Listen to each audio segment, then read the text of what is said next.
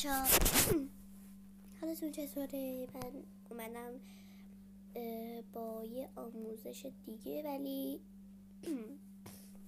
مربوط به ساکورا اسکول نیست. خیلی ها مثلا میخوان مثلا قفل بازی ها رو باز کنن، بعد دیگه مثلا مجبورم برم مود شده شو نصب کنم. ولی خب مود شده هم خوبه، اگر دلتون بخواد برین نصب کنید، ولی میگم سخته، راحت ترش کنم براتون. اول از همه باید برنامه لاکی پچر رو داشته باشید که حتما باید از گوگل دانلود کنید.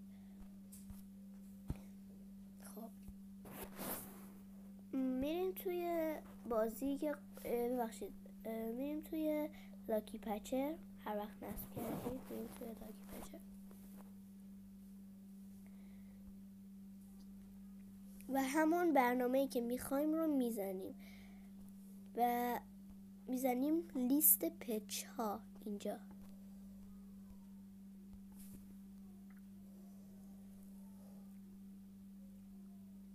لیست پچ ها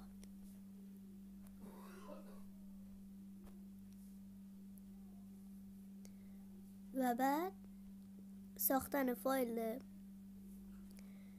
اپک برای شبیه سازی پرداخت درون برنامه ای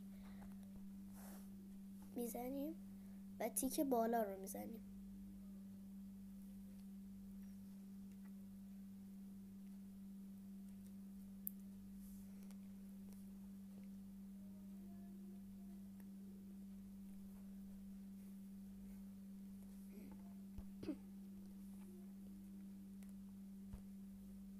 فهرست فقط بعضی از بازی ها و لغو نصب برنامه. بعضی از بازی ها مثلا وقتی با لاکی پچر هکشون میکنی نمیارن، یعنی مثلا میندازنت بیرون. ولی فقط بگم که بازی آنلاین رو هک نکنیم با لاکی پچر، چون که من یه دونش رو هک کردم دیدم ارور داره میده، ارور لاکی پچر داره میده. خب لاکی پچر هم آخه بازی آنلاین اجرا نمیکنه. خب بعد اجرا، حالا رمزشو میتونید هرچی دلتون خواست. نگاه این الان اینجوری شد. یه دقیقه وایسین.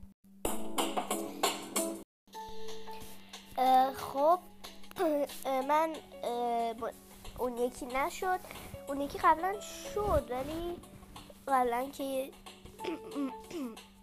تازه آپاراتو براتون دوباره نصب کردم شده بود، ولی نمیدونم الان نشد. حالا من یه بازی دیگه ازش نصب کردم و الان میخوام که براتون انجام بدم. فکر کنم هر رمزی بزنی قبوله، چون که من یه بار 1554 زدم آورد با اینکه رمزش نبود. چرا بازه؟ خب خلاصه اگه مثلا رفتی توی یه کدومش ولی براتون اینجا یه چیزی آورد، بذارین رو فروشگاه جمع یا منها رو انجام بدین. بعدش مثلا هر رمزی مثلا 11 12 15 54 72 0 8 مثلا. ولی اگه نشد یا 15 54 یا 11 22 رو بزنید. خدافظ.